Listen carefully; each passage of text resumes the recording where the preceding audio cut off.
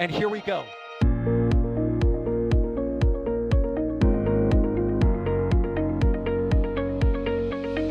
have liftoff. Propulsion continues to be nominal. R68 chamber pressure looks good. Traveling up. Roger there, Atlantic. Water towers fly! Yes! Tango down to nominal. Fighting downside SPD off. Bring in SPD off. It's orange! Orange 25! Oh my god! Oh my god! Decollage. What is it? Put that in the big bag, Eagle. 343 unfolds to go. Indeed. We rise together, back to the moon and beyond. This methane will be igniting in the flare, correct? Yikes. You good? Sure. We don't need any more of these.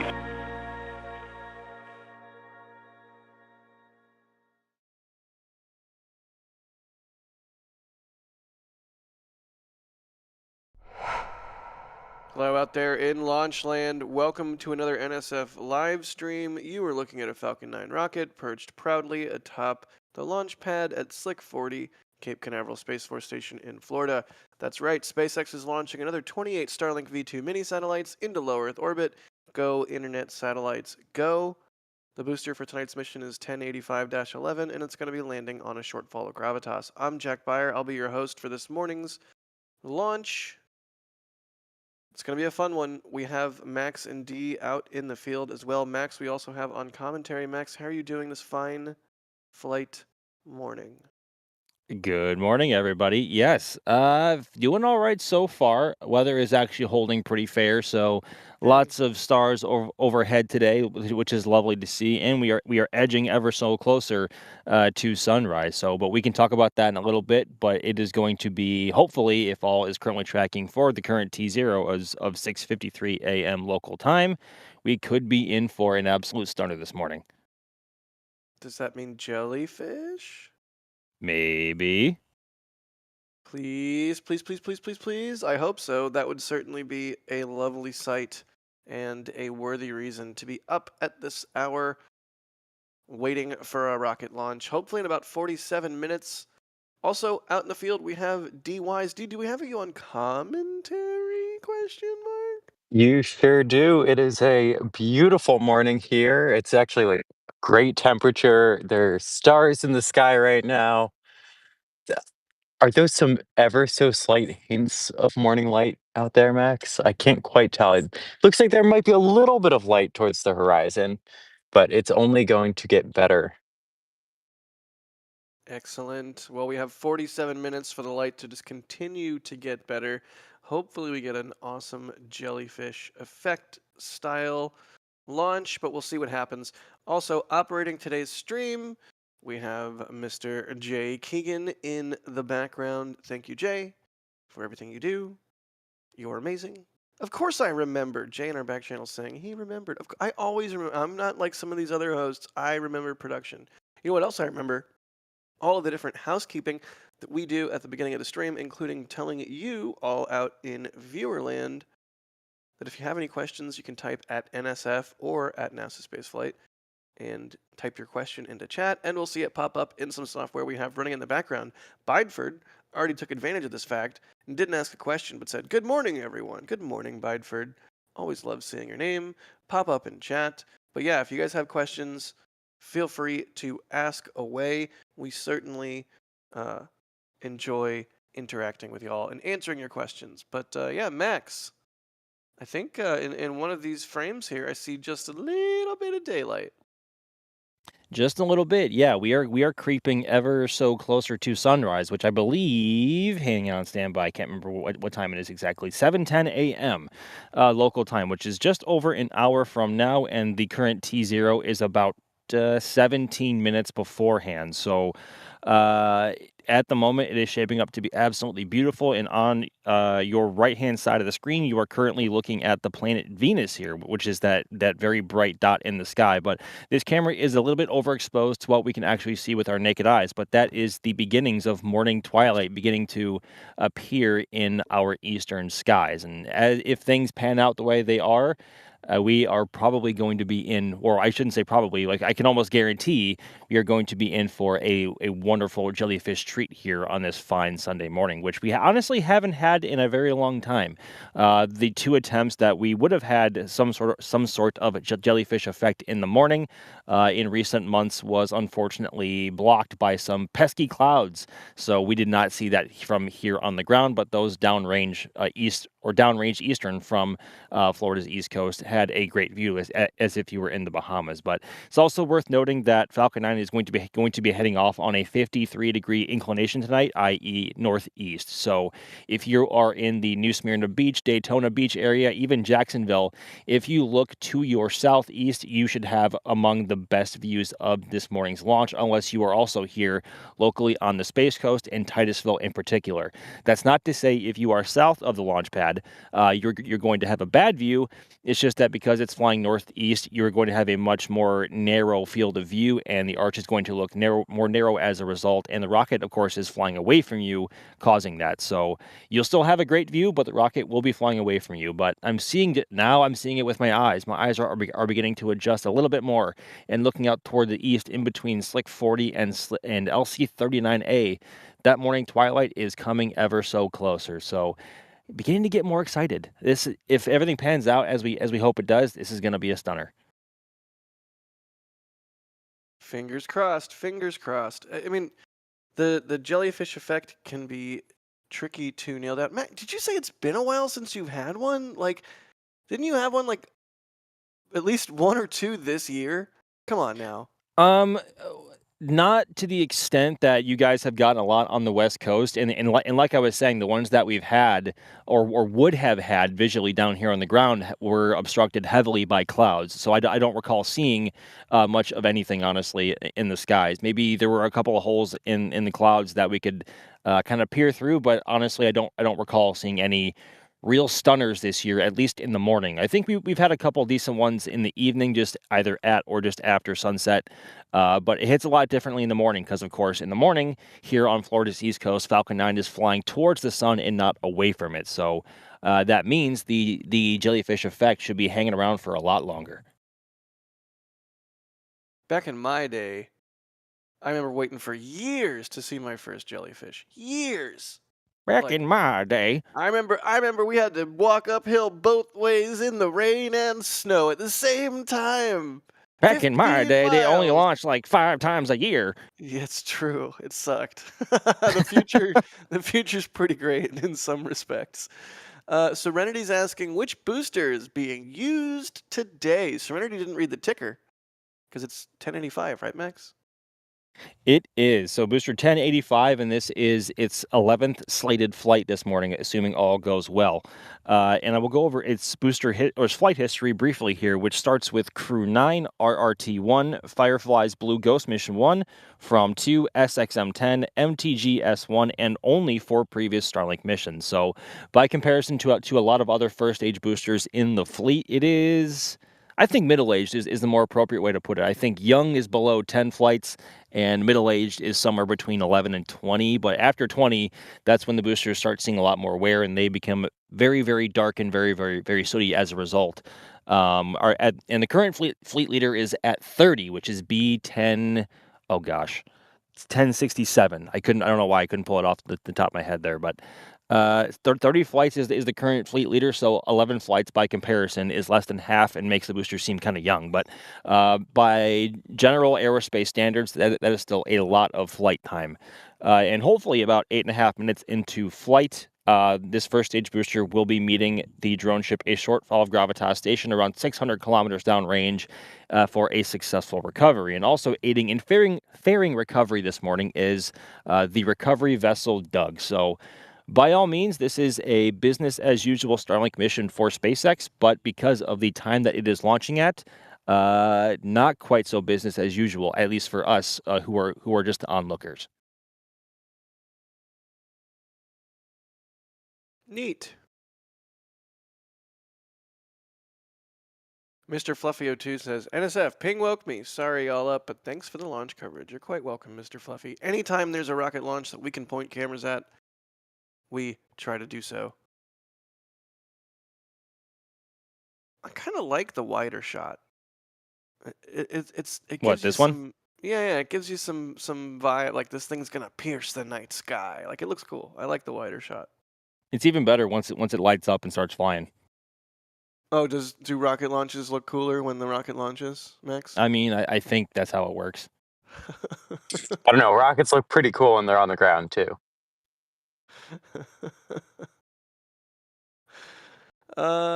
Astrophysics is asking, how does a rocket stage not fly off from the ground when static fired? Sometimes they do. Ask what was the Yeah. Chinese one that did that? Cough, cough. Yeah, cough, cough, cough, cough, cough, China cough. Tianlong Clamps and thrust control. Tianlong 3.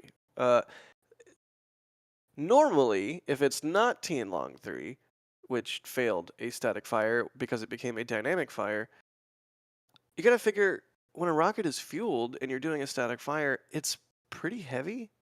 So its thrust to weight ratio would already be relatively low. So then you can just sort of hold it down. Right? Is that like a fair assessment? I mean, that's assuming you are firing at a lower thrust level. Like super heavy, for example, in Starbase, they have to fire it at the lowest possible thrust level to put as little stress on the hold down clamps as possible. Otherwise, it would just completely shear those and break off, and it would pull a full on Tianlong 3, and that would not be great for a rocket that is an order of magnitude bigger than the Tianlong 3. So. Yeah, it usually depends on the amount of thrust it is pushing out by comparison to its range of throttling. Like for the new Glenn static fire in early this year, we saw it in the video and also on one of Blue's announcements that they went through a wide variety from lowest thrust level to all the way to max thrust, and we saw that kind of in a way from how much the camera was shaking afterwards and from I guess just the sound and the behavior of the plume. So it really depends on what the launch provider wants to do in terms of throttle profiling, but they can. So Good deal. All right, well, we're at 37 minutes and change to go. Hopefully, we are getting into prop load here. Max, where are we at in the old timeline arena? timeline arena, that's a new one. But yeah, by this point, the The SpaceX launched. timelineagon. It's like an octagon with like clocks on every side. It's a timelinegon. Is that better than the timeline arena? No. But anyways, yeah, at this point, the SpaceX launch director should have either verified or not verified that the vehicle and ground systems are go to begin propellant load. And if assuming that they were given the go at T minus 35 minutes, both stage 1 RP1 and LOX load and stage 2 RP1 load will commence. And at about T minus 32 minutes or so, we should begin to see frost on the bottom of the liquid oxygen tank, which is a little under halfway up the first stage booster, just above the shrubbery you are seeing from this current view. And following that, we will have, of course, the famous T minus 20-minute vent, which is pretty much unmissable for what it is. And what they are doing there is they would be essentially thermally conditioning the prop lines in the transporter erector in preparation for stage 2 liquid oxygen load, because it is very bad to flow a cryogenic fluid through any sort of material or plumbing that is not at or near the same temperature. So that is a telltale sign that things are going to continue on track as they are. And assuming that happens, we will see that vent wrap up at about T minus 16 and a half minutes, and that is our visual indicator that stage 2 LOX load has begun. But prop load should begin, if all is going well, in just over 1 minute, and we should be about 4 minutes away from seeing the first visual indicators that prop load has started. So cross your fingers. They're crossed. Let's do some more questions. Chat, if you have questions, keep them coming. At NASA Spaceflight in chat with your question, or type at NSF. That's a new feature. Smile is asking, if Falcon 9 could hold, how long could it? Well, it can't. But if it could, I mean, if we're just magically proclaiming things, as long as it wants. But it can't. It uses super cold propellant, right, Max? well, it depends. So if they go into a hold before they begin prop load, they can hold for however long that window is, and they will just do that by just adjusting the T0 depending on what I guess circumstances would be dictating them to be either pushing or aborting that launch attempt. So, but once they go into prop load, like you were saying, because both the LOX and the RP1 are chilled on the first stage, there's also no oh goodness, insulation. That's the word I'm thinking of. It's early, folks. I'm sorry, but there's really no insulation on the first stage. So because those propellants are super chilled, the instant they enter the first stage, they are beginning to warm up, and they want to have the propellants on the first stage as cold as possible. So that is why they call it the load and go procedure, and that they load at the last possible second to keep both LOX and RP1 on the first stage as cold as possible. So once they go into that, they do not have the resources available to abort that prop load sequence and recycle in time during that launch window. So they can hold for as long as they want if they don't go into prop load, but if they do go into prop load, they are then committed to that T0. Whether they go or not to at that point is down to either the launch director seeing a technical issue or some poor weather washing into the area at the last second, which we have seen before. But in a couple of minutes, we should see our first visual indicators that they are go for this morning. But cross your fingers, we have not heard word otherwise, but they still have a couple hours left after this current T0, should they not opt to fly at this one. So hopefully we will see some signs here very soon. Hopefully, indeed. We do see behind the scenes shot from D. D, what cameras are you running this fine morning?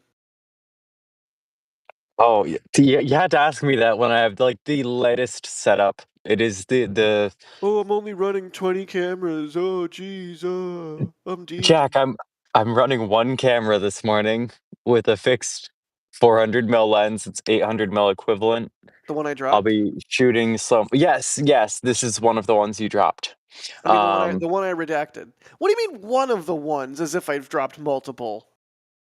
okay, so the same day, two of my lenses were dropped, and you were only directly responsible for one of them.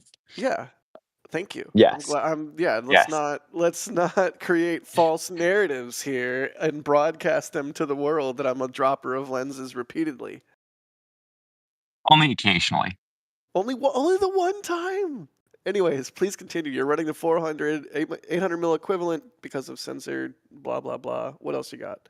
I know that's the only one camera, but like, is it on a tracking mount? Are you hand tracking? Jack, this is the ultra light setup of uh busy day things to do. So I'm on a tripod. I will be hand tracking this. It's Like a cave person. you know. I'm just giving you a hard time. It's a cool setup. It's a cool behind the scenes shot. So I wanted to bring it up and talk about it.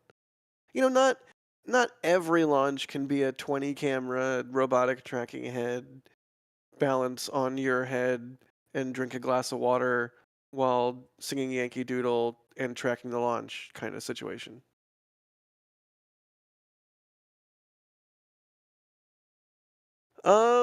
No, nothing. That got nothing. Okay, we'll move on. Mr. Fluffy02's asking if D brought CP11 with them. No, CP11's at the production site right now. But You did I steal some equipment from Starbase. I did steal some things. I've gotten some complaints from operators in the back channel, but uh, stay tuned. Max is gonna put some of the stuff I brought out here to good use over the coming weeks. So more things are constantly being tried. And speaking of trying things, uh, SpaceX seems to be trying for this attempt with a Oh, frost on the wow. booster. Wow, good segue, D. Wow. It ruins the segue when I point it out, but that was a good segue. I've heard better. Yeah, probably. Yeah, probably.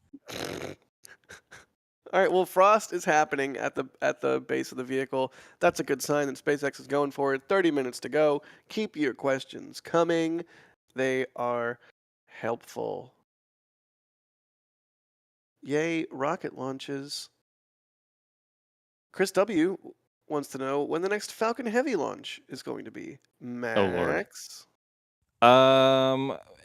I believe I think where everyone is currently standing is probably second half of 2026 at the earliest. We were all kind of hoping that the Griffin Mission 1 launch would happen in around the December timeframe of this year, but just from the pieces that we've put together from word out there from officials at NASA and SpaceX, I think it's going to be Q2 or not Q2, the second half of next year at the earliest probably. So unfortunately, no Falcon Heavy this year, which is a big bummer because that is one of the most unique rockets to see fly.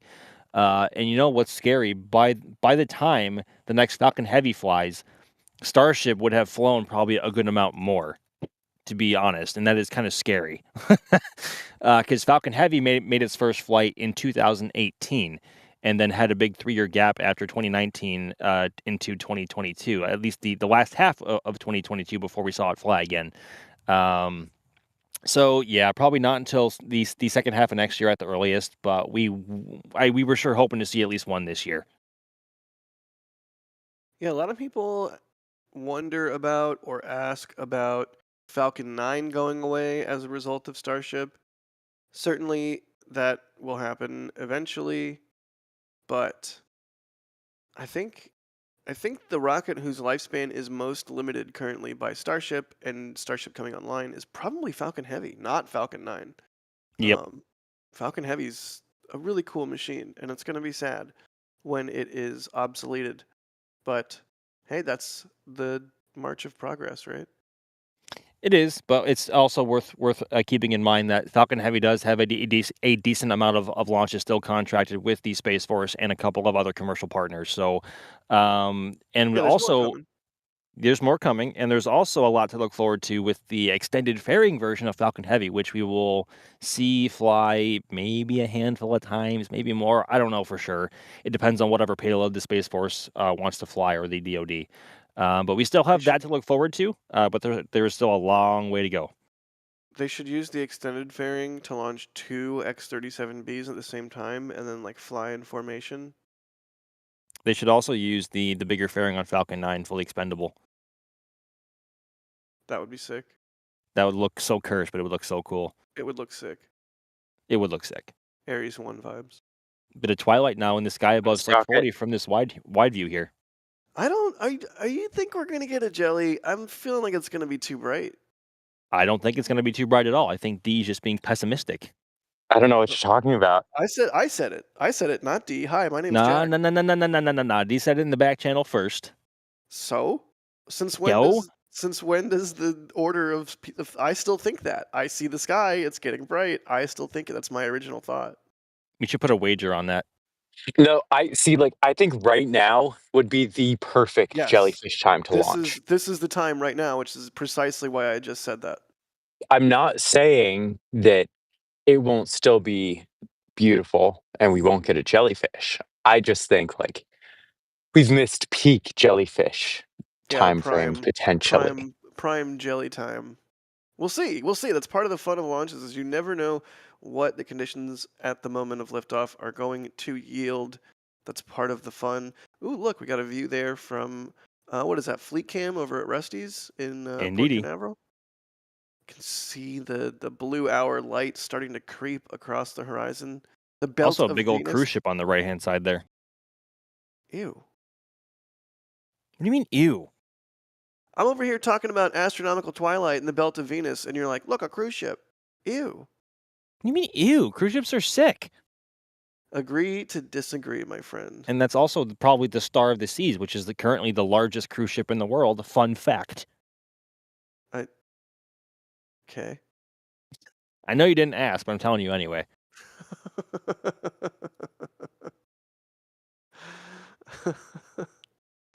Well, hopefully Falcon 9 will be launching here in about 25 minutes, and it'll brighten up this blue hour sky. You know what else is bright? The clock at the press site. It's a busy week at the Cape. IMAP is coming up on Tuesday. That's the next launch. Is it the next launch after this, or is there one in between? Nope, this is that is the next launch following this one, and then also 2 days later on Thursday morning we have the launch of Atlas V and its third operational batch of Kuiper satellites also in the morning. So, gonna be a busy week here at the Cape.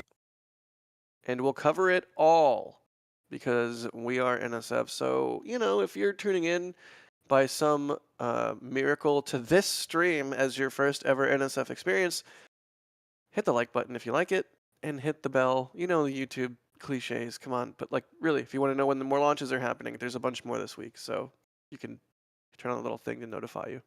Also, Next Spaceflight exists as a website and an app, and you can get notifications on your phone 10 minutes before a launch so you can know when you should tune in.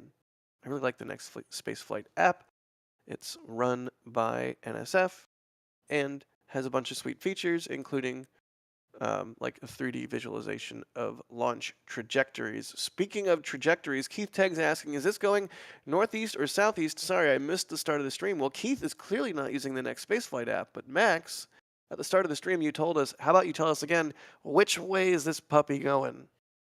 Yes, so it is going to be heading on a northeast flight path today, and that is going to be on a 53-degree inclination heading toward the Carolinas and Virginia above that. So if you are in Georgia, South Carolina, North Carolina, Virginia, even as far inland as Pittsburgh, you might have a great view of this morning's launch, depending on where the sun might be, I guess, at that point in the morning. So, and that zone you were seeing on the bottom left of your screen, that is the current launch corridor keep out zones from both the airspace and in the water.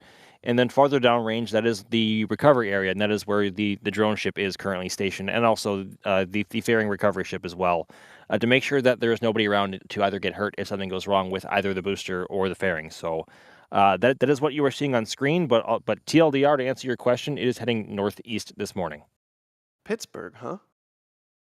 Indeed, I think I saw somebody post a picture on X from the last one, and they posted a picture right above the Pittsburgh skyline, which is pretty awesome and pretty far off the ground too. Like, it wasn't like directly on the horizon, like barely visible. Like, it was it was decently visible.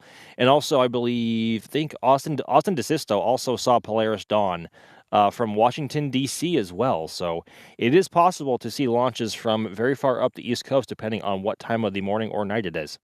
Yeah, just know what you're looking for. It's probably going to look like a speck unless you're getting those prime jellyfish conditions.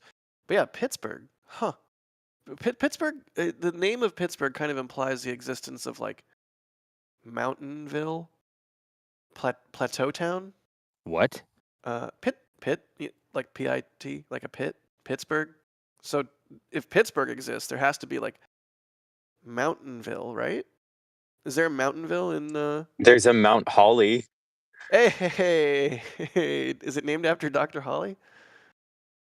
Should be. I don't think so. Speaking of people things should be named after, Bideford doing a $25 super. Thank you so much, Bideford. They say, no, Booster is not middle-aged. Long way away, in my opinion, as no other company has this great reusability. Agree? Let's call it a teenager. Heart SpaceX. Thank you so much, Bideford. Astro Knucklehead, what's up, dude? They say, hey, Jack, greetings from Playa Linda Beach. The Canucks have invaded. Any advice for my first in-person launch? Yeah, you're going to want to turn away from the launch pad, close your eyes, plug your ears, and kind of do like the la la la la la kind of thing. Just like tune everything out. Don't experience it for yourself firsthand. You are so rude. But also sound advice. All right, I have had beverages with Astro Knucklehead in person. I think I can give them a little bit of sass. They know what to do. Don't use your phone. Stand there and watch it. Watch it with your eyeballs. Use your brain camera. You're never going to look at that phone video ever again. And if you want to see video of the first launch you saw in person, hey, guess what? This stream exists.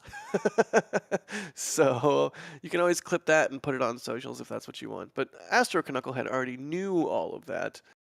I'm excited for you to see your first launch, buddy. Andre Eduardo Silva, thank you for the super chat. They say, I am waiting for Starlink internet with good price in Brazil. I'm waiting for Starlink Mini with good price in US. It's really not that expensive, but I can't justify the expense of like a personal one. But it's so close. I just want a Starlink Mini. I want to put it in my truck and I want to leave it there. In my opinion, it is well worth the investment. Oh, actually, talk about a rude interruption. That is the T-minus 20-minute and 20-second event that we are currently seeing on our screens. We mentioned it a bit earlier, so this is the visual indicator that SpaceX is beginning to thermally condition the liquid oxygen lines in the transporter erector in preparation for stage 2 liquid oxygen loading, and this will happen or continue for about 3.5 more minutes. So things are trending in the right direction, and this is a visual indicator of that. And as we can tell from the size and direction of the plume, there is a bit of a breeze heading toward the south, but obviously nothing too obstructive. And honestly, the weather this morning is quite pleasant and a nice change of pace compared to what we have had for the last like month and a half or so, where it has been very hot, very humid, very rainy, and very cloudy. So it is looking absolutely marvelous this morning, and so things are looking to hopefully continue on towards the right direction this morning. But Jack, to elaborate on your point about the Starlink Mini, I have one personally as well, and I waited until there was a sale where it was nearly or at half off, and they do that somewhat frequently. So it might be worth waiting for one of those sales to come into play. But if that does happen at any point soon, and this also goes for anybody else listening, if you are also looking into a Starlink Mini, that is a prime opportunity to score one yourself. So if you can, I would highly recommend it. Yeah, I mean, NSF has a couple. They're extremely useful. We've got full-size Starlinks too, of course, but the minis are a game changer. D, I know you have one like mounted in your car. Is that just permanently there? Uh, Almost permanently. Yeah, I got it basically the day it was announced, and it's a bit of a love-hate thing because it is incredibly useful when it's needed, but at the same time, there are certain things for streaming that, like, the Yeah. full-size one is good enough for and the mini isn't, and so it's definitely a trade-off, but the ability to just power it off a USB-C connection with that cable, it doesn't draw a ton of power, like, it's incredibly useful, and it is something that you can just set on your dash, and when it comes when you need it, and it's so handy to have a high quality internet connection on random place in Boca Chica Beach or middle of desert or any of these places that Even just even when you have reasonably good cell signal, I think we all sort of adapt in our lives to those areas where it's not so great. And just having a Starlink Mini to backfill in those moments alone is meaningful if your job or day-to-day life depends on that sort of connectivity. But yeah, I hear you, D. There are like some limitations, like the satellite handovers on the minis is can be rough for streaming in particular, but I'm just mind blown the fact that SpaceX has been able to build so many of these Starlink satellites and so many of these user terminals. They've fully commercialized this technology.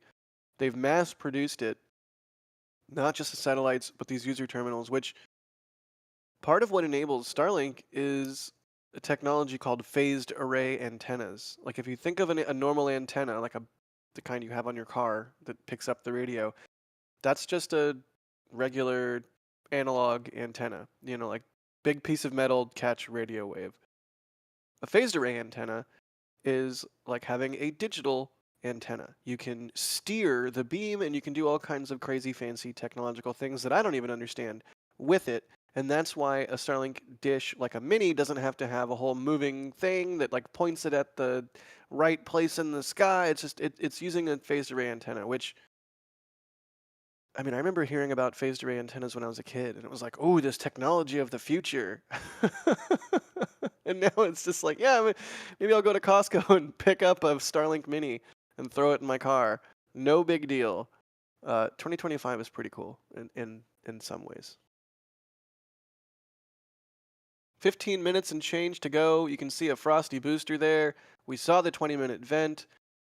Things are looking good. Max, can we get a sit rep? How's the weather? I know you said it was a little bit windy. Got a southbound pachyderm on the vent there, but Other than that, cloud situation, how we looking? There are some clouds in the area, and you can probably see it from one of our wider KSC cameras on the hut. But honestly, even though those are in the area, the weather is looking marvelous. The air is almost still. There is only a gentle breeze, which honestly feels kind of nice. Just some minor clouds in the area, but at the moment, there's nothing really obstructing our viewpoint for the flight path. So things are looking good. I would say as good as they can get, but there's a bit too many clouds for that. But so far, things are looking good. Yay.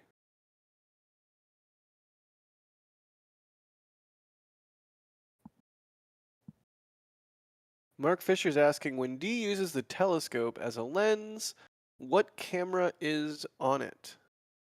The Zcam D? Yeah, so I tend to stick with my Z cams whether I'm on more typical lenses or the telescope. And so that telescope is 2000 mil equivalent. And so with the Z cam, it's a 4000 mil equivalent scope. And almost all of my footage is from the Z cams. So that's specifically a Zcam E2 M4. Nice.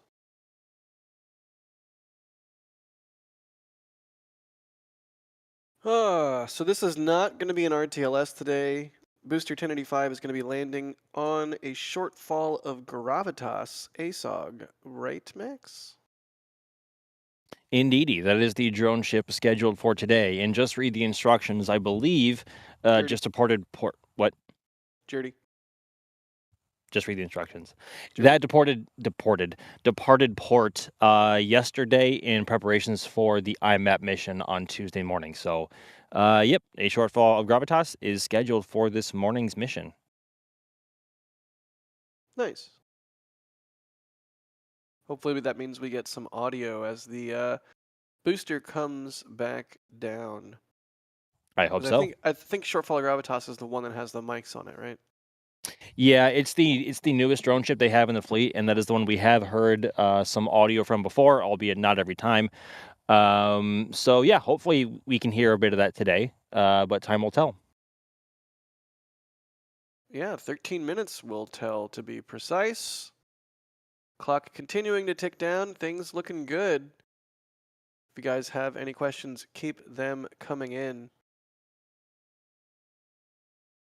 Mr. Fluffy02 asking, are the KSC swamp puppies out this morning? That's our affectionate name for the cute little guys, also known as alligators.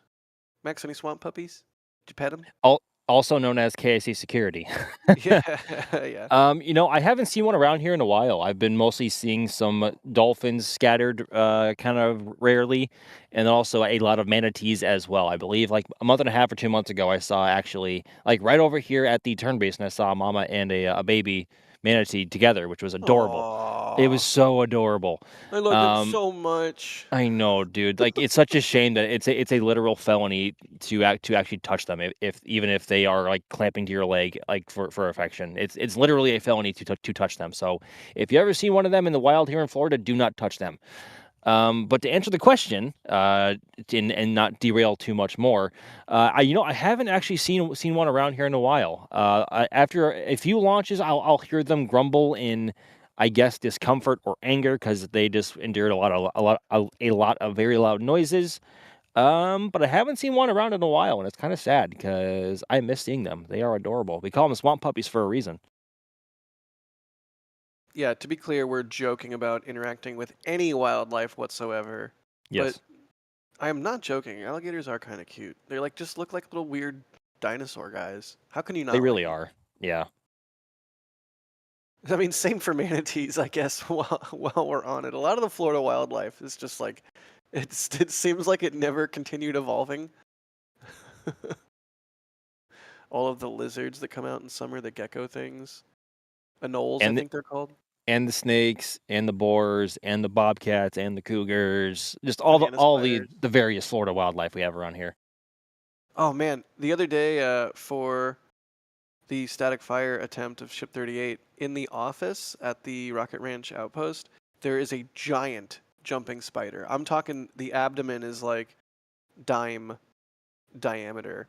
Like the full Jumping diameter of spider? its the full diameter of its legs is probably more than quarter sized. It's huge, and it was so friendly. I like sat there with my macro lens the entire day, just like snapping photos of it. I need to edit those photos. Yeah, I mean, some people might be like, "Ew, spider," or like, "Ew, alligator." I don't know. Wildlife is cool. I didn't know that they could get that big. That's actually amazing. If you could get those pictures up, I'd love to see them. Oh, if you look at bug reports, Oh, yeah, I'll have to check that. look at the bug reports channel. All right, 10 minutes to go. Getting really close to launch, and right as we do, I do want to mention that yet another way you can support what we do and get really close to having some cool stuff on your wall is by heading over to shop.nasaspaceflight.com and considering a metal print for your wall. A portion of the sale from each print goes to the photographer who made that image, and it's a huge help every single month when that payment comes in, because we can rent more gear for the next big launch, or replace gear that got damaged, or upgrade gear, or I don't know, buy food or gas, or or like go to the dentist, life stuff. Either way, it's a huge help, and it's a huge honor to have our work on the walls of people out there. Whole bunch of different prints. You can sort by rockets, you can sort by the person who shot the image, you can sort by all kinds of stuff on the store there. And there's all kinds of different prints. We got SLS prints. Ooh, love it. So yeah, check it out. That's a way you can support us. The metal prints are right on metal, printed directly on it. You don't need a frame or anything. You've probably heard me do this spiel before if you've watched any of our streams, but hey, we also have paper prints. Those are cool too if you don't want to spring for a full metal one. But yeah, consider it. And if you haven't looked in the store recently, maybe go check it out, because there's always new prints being added to the shop and old prints being taken away. Don't always assume it's going to be there, because we do sort of clear it out. But yeah, some really great ones recently from D and Max and the entire team. Caesar as well. Everyone's killing it. And if you want to help us continue to kill it, go to the place and get the thing. All right, I think we did it. That was enough. That was like a 2-minute long. That was way too much. 8 minutes to go. Ooh, it's getting brighter and brighter. Max, how are you feeling about the jellyfish situation? I'm feeling good. This is going to be a pretty one. It might not be as spectacular as, say, if it launched maybe 15 minutes ago, but that's not to say it's not going to look absolutely wonderful this morning. So sky is getting a bit brighter, but it is looking fabulous. Hey, Max, that's exactly what I said about the jellyfish in my message that you tried to call me out for. No, you were a bit more pessimistic about it. I'm still trying to be optimistic about it. D, pessimistic? No. No. Andre is asking, how many people are involved in a launch? This gets into like, how do you define involved? Ooh, is that a shot with it? Oh, I thought the cloud was a helicopter for a second. That would have been a big helicopter. I don't actually know the full number there. That would be an interesting question, and it also depends on how you define involved. Speaking of involved, Max is involved with the launch along with D. Oh, this is terrifying. I have to say goodbye to you, Max. Indeed, you're going to be on your own for a little bit, Jack, but I have faith in you. You didn't even wait until like T-5. It's T-6 and change, and you're going to leave me. Well, I have 4 cameras to get ready, so I think I have valid reason. Oh, I didn't even ask you about your cameras yet. I could have asked you about your cameras in this time, but I wasted it. Well, too late now. Gotta go. Bye. Thanks, dude. We'll see you on the other side. I know you and D are going to kill it. Speaking of killing it, Astro Knucklehead gifted a Red Team membership. Buddy, I hope this is the point at which you should be like turning your phone off, putting it in your pocket, not off, but like ending. Stop watching if you're there in person. Well, don't stop watching. Get ready. I'm excited for you to see your first launch. You only get one first launch, and I hope this one is spectacular. Ideally, this cloud cover that we're seeing won't obscure our view too much and will aid in the audio being spectacular.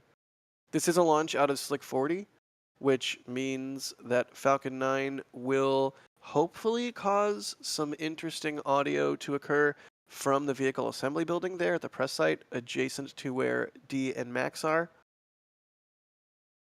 Oh god, I have to sneeze. But I'm the only one on stream, so I really Okay, I can can't hop in. sneeze. Go ahead. Do you think we're going to get some VAB squeal, D? I would think so. And the cloud cover, we've got some clouds behind us and the clouds in the far distance. Most of the path is looking pretty clear. The clouds overhead are moving pretty slow. So I would expect we'll have a reasonably clear view throughout this flight. I'm hoping this, like, it almost looks like a dish or like a C shape of clouds. Like, I hope we get some really nice audio on this one, and I hope the VAB squeal is good and audible. Yeah, this should be quite a good one. Nice. We got some close-up views there. You can see the fairing. It looks like one half of the fairing is crispy new, and one half of the fairing is old busted. John, Strong back Coachy retrack Mr. automation has started. Oh, hey, we got some call-outs. Awesome. John, Coachy Mr. Coffee, thanks for gifting a Red Team membership. Just once again, y'all, we cannot do this stuff without the support, whether it's grabbing something from the shop, whether it's the membership program, whether it's the super chats, whether it's not monetary, you're just hitting the like button and telling your friends about us. We really appreciate it. Every single little bit makes a difference. Everybody interacting in chat, it makes a difference.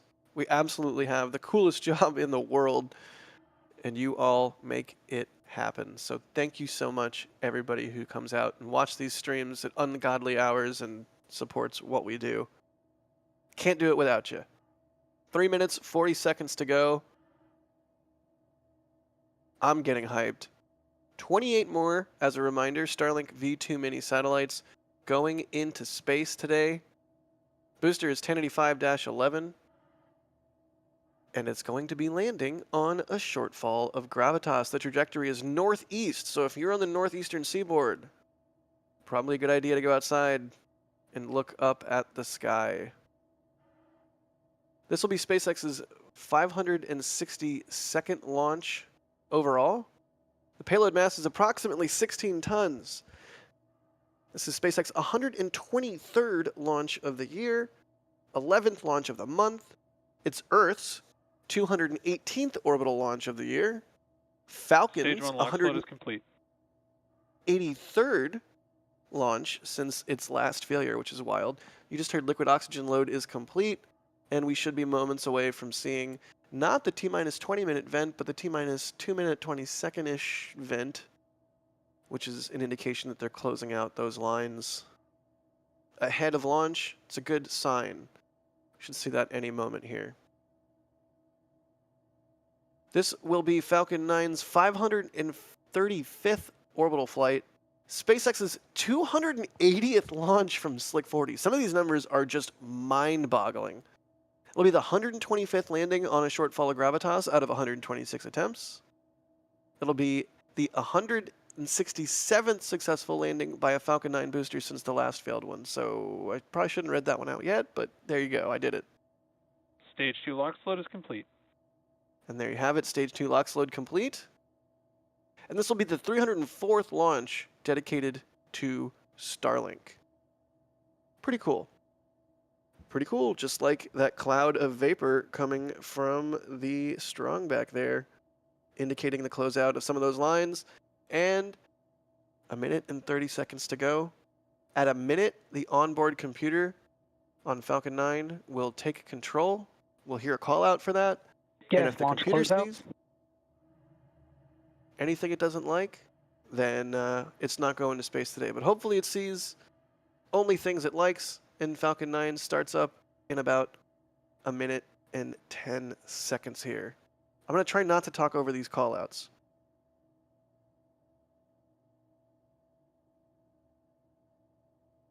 Keyword try. Falcon 9 should be in startup. Falcon 9 is in startup. Hey, it's like I've seen a lot of these or something.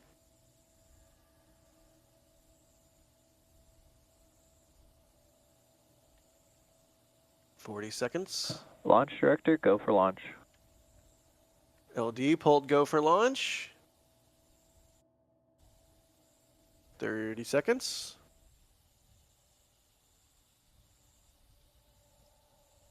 This one's for Astro Knucklehead. This is his first launch. Enjoy, buddy.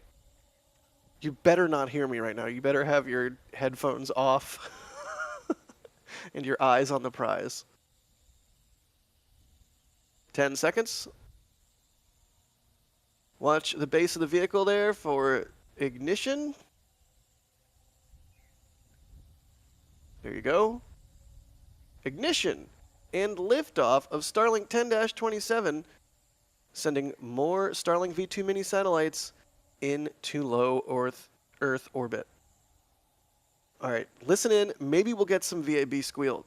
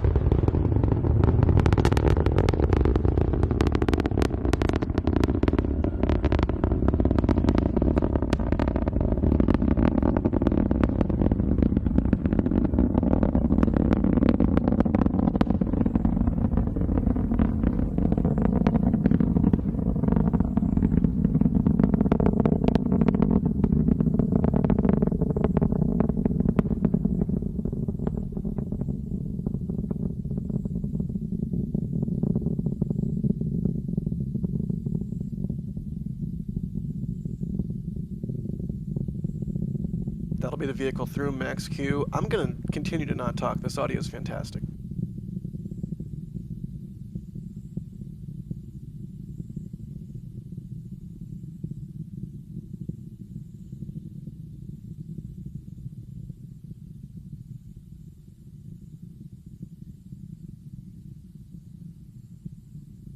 Normally try to keep talking and commentating these things, letting you know the exhaust plume's expanding as the vehicle ascends in a thinner atmosphere, all that good stuff. But that crackle was very satisfying, and there was a little bit of VAB squeal in there as well. Some great tracking from D here, and you could hear Max potentially just say, it's about to do the thing. That's right, we talked about the Jellyfish and the possibility that this launch could light up in the twilight hours. And that happens right now with main engine cutoff on the first stage and second stage engine ignition and the interaction between the two plumes. Here we go. This is the Jellyfish effect for you. Absolutely gorgeous. You can see the first stage maneuvering in the plume of the second stage. Thanks to the lighting, the sun, and the fact that the observers, us, are in shadow, but the sun is illuminating the plume, so we can see all of these minute details. You can see the RCS pulses from the first stage as it orients itself. You can see, are those the fairings? Those look like the fairings. You can see the fairings plain as day. And you can see the gas plume from the second stage expanding as it absolutely hauls the mail downrange. Absolutely gorgeous. I hope everybody that is on the eastern seaboard is running outside and looking at this with their own eyes if they aren't already. This is a textbook jelly. Max was right. Absolutely spectacular. You can see the RCS pulses from the fairings. Fantastic. That is just gorgeous. Great tracking from the field crew. Look at that, the pulses on the first stage. So the dot on the left is the second stage hauling the mail into orbit. The two dots in the middle are the fairings, and the dot on the right that's going ham with the RCS pulses is the first stage coming back for its entry burn, which we will see in a while. But after stage SEP, the first stage actually continues upward for quite some time under its own momentum before then beginning to fall back. So we have a little bit of time until that entry burn. Absolutely gorgeous views this morning. See? See? This is why you wake up. This is why you get up early in the morning, because you never know when a launch is going to be particularly spectacular. Looks like D continuing to track the second stage.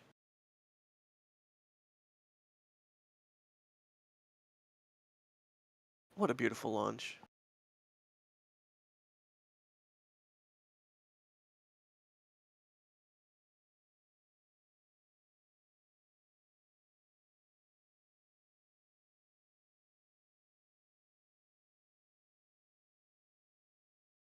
DM in chat asking, what causes the jellyfish effect? Right. I probably babbled about it. If it wasn't clear, the Earth is a sphere, right? It's a ball. It's not flat. And the sun is shining on it. And because of the shape of the Earth, there's portions that are in shadow and portions that are in sunlight. And when the sun rises, for a brief period of time, portions of the Earth see the sun light like way up in the atmosphere, while the ground is in shadow. So when you're in shadow, but the rocket ascends Stage 1 into FTS has sunlight, saved. that is the jellyfish effect.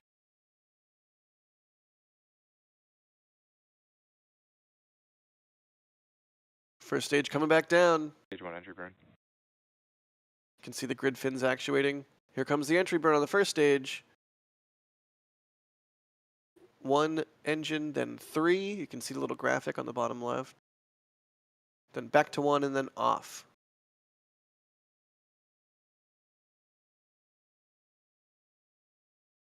This is Falcon 9 protecting itself with its own rocket exhaust.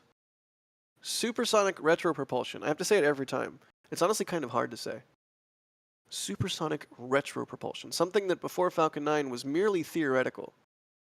And SpaceX just makes it look routine and easy. We've got the second stage on the right, piling on velocity. First stage on the left, scrubbing it off as it gets into denser and denser atmosphere. I really love these views and how well they show just how fast this thing is moving. I mean, we've seen, if you've been on a plane, you've seen what it looks like from the air to be passing clouds. You have a general feeling of what that looks like. This, comparatively, gives you a sense of just how fast Falcon 9's moving. Just under 10 kilometers in altitude. You just heard a call out. Stage 1 is transonic.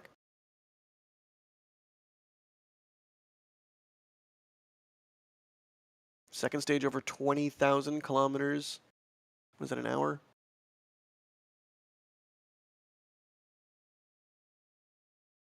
Looking fabulous. That was a good one. It sure was. Getting some wobble on the first stage there. Grid fins doing their work. Stage 2 is in terminal guidance.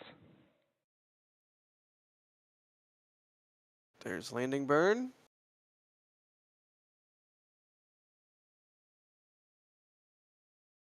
There's a shortfall of Gravitas. Stage 1 landing light deploy.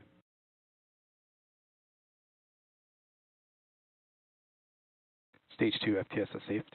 Boop. Stage 1 landing. On the money. Excellent. The booster back on Earth.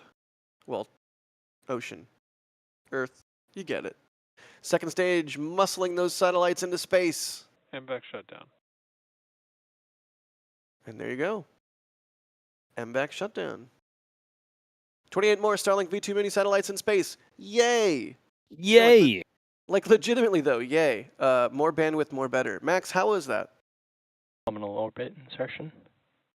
Good call out there for a nominal orbital insertion. Jack, I tell you what, we needed that one really badly. Visually, that was beautiful. About as stunning as I hoped it would be. Saw a lot of contrast against the sky with how bright the plume was with it being lit by the sun.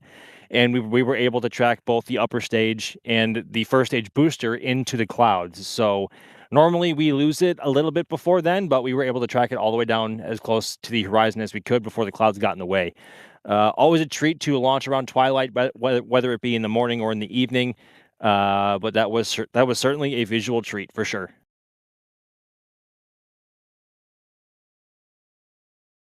Jack talking while muted. Oh my god, I'm a failure. But what else is new? Yeah, that was spectacular. We have some replays coming up, so don't go anywhere. We are going to get to relive that again and go through some different angles one by one. Man, that was beautiful. D, how are you feeling? Do we have you back? I'm working on slow-mo replay. All right, I'll let you do that. In the meantime, I want to thank Nick Petros for gifting a Red Team membership. Thank you, Nick. Nick also did a super chat. They said, buying tickets to Starbase today. Here's to a launch on October 6th to 10th. Good job today, Jack. Thanks. I mean, I just... Honestly, good job, D, because they're the one that called me 11 times to ensure that I was awake. I did nothing except for sit here. Not an exaggeration. It was 11 times. 11 times. Buying tickets to Starbase, huh? I mean, Starbase doesn't need tickets, but if you mean you're getting tickets to the Rocket Ranch outpost, breaking news stinger with no audio? Bob's leaving. Bob is leaving. Cool. See you, Bob. Get out of here. Go work. Go do work. Also getting ready for IMAP most likely. Okay, there was audio, but we just didn't hear it. Yeah, getting out. It's gonna I assume pick up the fairings for my map or Yipper. neat. We have a really important update, D and Max. A really important update. Astro Knucklehead. This is what we should use the breaking news ticker for. Astro Knucklehead with a super chat, and their message is in all caps, and it says, "That was fantastic." Absolutely, it was. And for that being your first launch, you were certainly in for a treat. That was about as good as it really gets. Yeah, yeah. It's akin to seeing Starship for your first launch. It kind of will ruin other launches for you, but on the other hand, that is truly a spectacular first launch to see. Well, there's like tiers to what you have either seen or have yet to see. And Jellyfish is certainly one of those tiers. It's like Falcon 9, Atlas 5 or Vulcan, Jellyfish for any of them, then like Falcon Heavy, SLS, and Starship.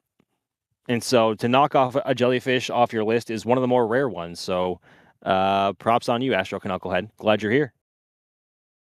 Yeah, for real. I mean, I was joking around earlier, but like it was years and years and years of photographing rockets and doing this before I ever saw a Jellyfish launch. They're really special, and they don't happen all that frequently. So every single one that you ever get to see in person is truly special. They do more so from the West Coast, from Vandenberg. I know there was a series of like 4 or 5 in a row where they were launching like right after sunset over there. And you guys got like so many in a row. It was absurd. And we get that like in a year, if that, maybe 2 years. So today was a rare treat here on Florida's East Coast. Yeah, there was one set of launches. I think it was Iridium. But there was like 4 jellies in a year. Years ago. And the first one I saw was from downtown Los Angeles. I was working as an editor at the time, and I knew that there was a likelihood that it was going to be a jelly. I couldn't have work. I wasn't able to take work off that day because that was before I was NSF full time. And so I told my coworkers, like the other editors in a little pod that I worked with, I was like, hey, there's this launch. I think it's going to look really cool. If we go up to the roof, there was like a rooftop restaurant in the building that the production company was renting space in. It's like, if we go up to the roof and sweet talk the person at the waitress counter, like stand or whatever, the please wait to be seated stand. We can just stand up there and watch this, and it might be really cool. We're gonna look like crazy people, but it'll be really cool. And I think of like 10 people I told 2 coworkers. What's up, Theo and Sawyer? 2 coworkers came up with me to the roof, and we stood there, and multiple diners. It was like actually kind of a swanky establishment. Multiple diners came up to us and were like, "What are you guys doing?" We're like, well, just look this way. In like a minute and a half, look this way. And sure enough, that was probably one of the best jellyfish I've seen. Like a lot of times, being further down range is a good thing for a jellyfish launch. I think some of my very favorite, I've been either in Los Angeles or like 40, 50 miles south of Vandenberg. So everybody on the eastern seaboard, if you got cool imagery of this launch, please post it and tag NASA Spaceflight. We want to see what you guys saw because that's really cool. Speaking of seeing what we saw, let's look at some replays. This will be from one of our port cameras. You can see a bulk cargo carrier there. That's what that ship is. You can tell because of the doors. You like fill it full of grain or coal or aggregate or sand or... Oh, wow, look at that. Just peeking up from behind it. That's really cool. Stroop waffles. It's a Stroop waffle bulk carrier. Oh, what? Ooh, is it going to go through the clouds? Yes! Stroop waffle. What, you don't like Stroop waffles, Max? What do you got against Stroop waffles? No, I like them. I've never heard that kind of ship called one. Oh, yeah. I mean, how else are the Danes going to get there with Stroop waffles? True, honestly.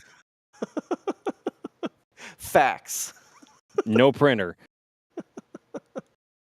Absolutely beautiful shot. Oh, gorgeous. You know, the tracking shot has its merit. The close-up has its merit. The wide shot, the locked-off shot, also not without merit. The magic striker. I think it's safe to say we struck some magic this morning with these beautiful launch views. Just a ball of fire ascending in the sky. Artificial sunrise. And the birds. Just gorgeous. Yeah, this was a much needed one this morning, and this one looks to be one of our robot cameras from on top of the hut here at the press site. Yeah, you can see the little NASA henge there outside one of the press buildings. Absolutely gorgeous. It's orange. It's orange. If they ever replace that sodium vapor bulb with a stupid cool white LED bulb, I'm going to be very upset. Yeah, Jack, you tell him. I will tell him, Max. I'll tell him. It's gonna clash with the Carolocks of Falcon 9. Like you need to match color temperatures. I'm not trying to do like this lighting where it's like blue and orange, and it's like, ooh, I'm so fancy. Blue and orange would be a great combo because methylox and orange. Okay, color contrast in lighting can have its place. It can be very beautiful. Ooh, speaking of beautiful, wow, look at that. Speaking of beautiful. This is a Gage track, I believe. Wait. I believe so. Gage, are you awake? I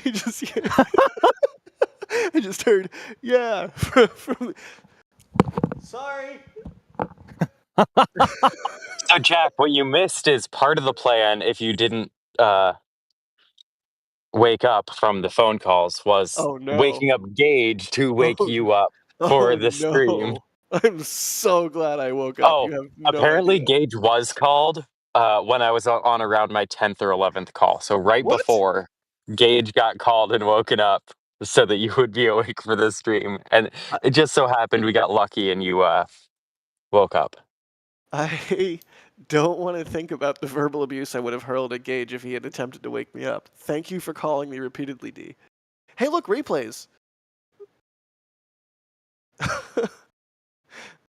Wow. I think this is from my wide static camera over here off to the left. Absolutely gorgeous work, Max. Fantastic. Look at the lighting on the cloud as it... Beautiful. Pretty. All right, this one's going to have audio? Yep, this is my track and it should have audio with it too. Sweet.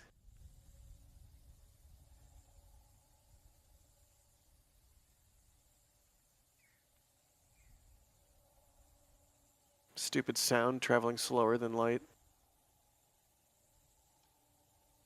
Physics better.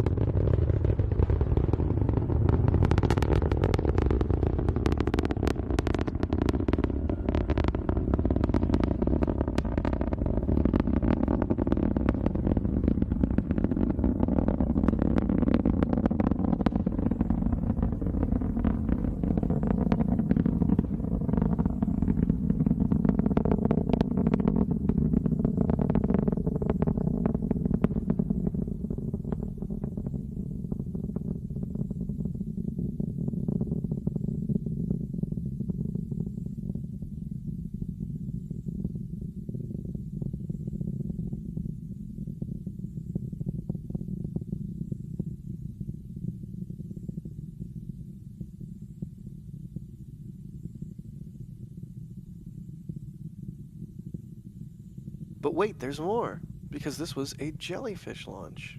This And is we about when it haven't starts getting good. even reached stage SEP yet. Look at the exhaust tail behind the flame. You see it getting brighter? Right, That's right, it. That's right. it flying directly into the sunlight. So wild. Also, we have a live shot on the right of Bob in the sunrise, which is also just beautiful. It's poetic, maybe. Sure. Why not? Gotta love the Jellyfish launches.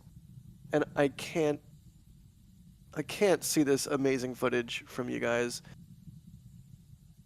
without just once again thanking everybody for coming out. I know this was like an early morning launch. Production team, thank you. Max and D, thank you. Viewerland, thank you. Everyone that supports what we do, thank you. I'm not like even rapping. I'm just thankful. This is a really cool, beautiful launch. It's a really awesome Jellyfish. Wow. And what's nice about this view too is you can track the booster falling back from the upper stage, and when the fairings separate, you can also track those as well. And because of where they are, the RCS puffs from both the booster and the fairings also contrast against the sky. It's very easy to track. Yeah, that's kind of I think one of like the differentiators between a average, like a you know, kind of Like right there, RCS puff. a lesser jelly and a prime jelly. A prime jelly, those fairings really light up, and you get some RCS puffs, not just from the booster, but also the fairings. Really, really beautiful. And yet it could have been even better. But I'm not complaining. That was absolutely gorgeous. Yeah, I'm not complaining about this one at one bit. D, how are you feeling? Are you still doing slow-mo things? Slow-mo is ready to look. I'm packing up because the bugs are quite bad out here. All right, awesome. Well, with that beautiful sunrise, the crepuscular, I think is what they're called, crepuscular rays. Crepuscular, yeah. Just gorgeous. Absolutely gorgeous. Max, fantastic work on the cameras today and the commentary, as always. Thanks for being on, man. It's fun as always, guys, and thank you very much for coming to hang out with us on this bright and early Sunday morning for those here in the U.S. And actually now, for those who are also interested in F1, the Azerbaijan Grand Prix should be happening right now. So I may be switching over to that like right as soon as we're done here. So until Tuesday morning, I will see y'all guys next time. Also, D, fantastic work as always. Thank you for being on, and thank you for working your tail off to do awesome work. Wow, I can't even talk anymore. I'm excited to see your slow-mo. It's always a pleasure, and this was a stunning one as the sun starts to rise. You're seeing it over the ocean. We're seeing it here at the press site. It is a beautiful morning, and what a great launch. Yeah, if I wanted to be like a real jerk, I could keep talking to you and asking you questions because I know you're getting torn up by bugs right now. But I'm not going to do that. Thanks for being on. Also, we had Jay producing the stream. I like to think that you thought I was going to ask you more questions, though, D. But please, Max, D, get out of the bug zone, get into the comfort zone, get some coffee or whatever your morning drink of choice is. Red Bull. Delicious. Overrated. L. Jay, thank you for producing the stream. Viewers, thank you for making what we do possible. Thank you for all the support. I see a $5 super here from Rich Bennett as well. That's awesome. Thank you so much. Everybody, we can't do what we do without you. If you want to keep track of everything that we do and you want to get notifications and you want to be just generally well informed of what's going on in the spaceflight realms, you saw it pop up a second ago there. You can follow us on whatever social platform you enjoy. I'm Jack Byer for NSF. That'll be it for this one. We'll see you on the next one. Thanks for watching. Bye.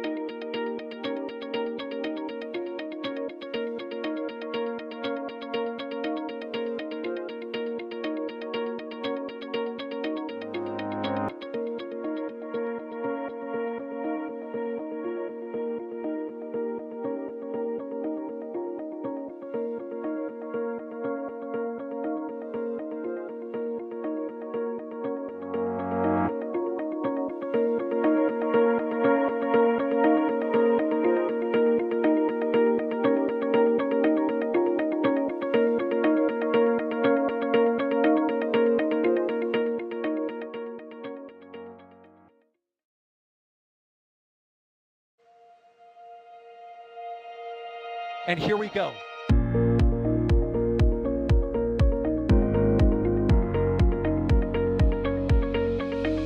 have liftoff. Propulsion continues to be nominal. R68 chamber pressure looks good. Doubling up. Roger, roger, planet. Water towers, fly! Yes! Tango down to nominal. Flight contact SPD off. Bring in SPD off. It's orange! Oh my god! Oh my god! Decollage. Put that in the big bag, you know. 343 unfolds to go. Indeed. We rise together back to the moon and beyond. This methane would be igniting the flare, correct?